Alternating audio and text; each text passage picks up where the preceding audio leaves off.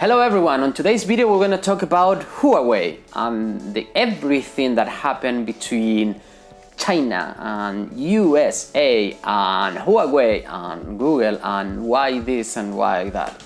We are going to try to leave politics behind, which is the main frame of that picture, and we're gonna focus about how impactful is this whole situation for all of us and for all of you users of Huawei phones. The main event started on the 16th of May when Trump put on a blacklist Huawei for national security matters, implying that China was using Huawei to spy on Americans' data or information. So the first thing that you could think of, it will be like, why Huawei? There is plenty of other Chinese brands, like for example Xiaomi, which is getting bigger and bigger every day. But just why Huawei? What everyone thinks and say that the main reason is for the 5G technology and the competition that is going between China and America to see who gets there first. Huawei, besides selling phones, is a huge communication company, and they have been working in the 5G technology like for a long time. So that might be probably the main thing or the main reason that why America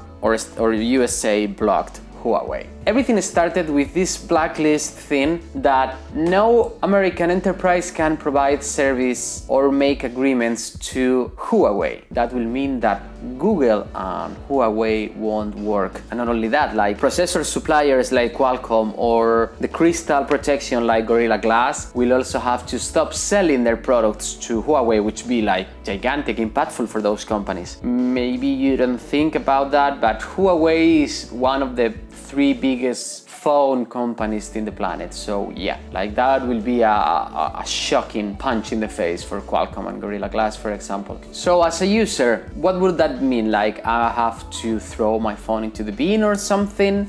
No. Huawei official reports say that every Huawei phone that is on the market will receive upgrades on Google Protect and Play Store. And after that, what will happen? What is going to happen when I stop getting upgrades? Well, your phone will still be functional, but it will be like, you know, this kind of oldish phone with 3-4 years when the company stopped making any upgrades for that. So you will still having a plenty functional phone with Google, with Android, with everything, but no upgrades for you or for any of us. But that's not the end. Last week, there was an announcement of a temporary annulment of this blacklist thing against Huawei for 90 days to deeply see what's going on. So besides us, the users, that we shouldn't be very concerned, in my opinion, what is this whole thing affecting other bigger stuff on this picture? Business like, for example, Nike or Apple. Apple makes only by selling phones in China between a 3 and a 5% of the total income that the company makes. Only with iPhones, which is like a huge, insane amount.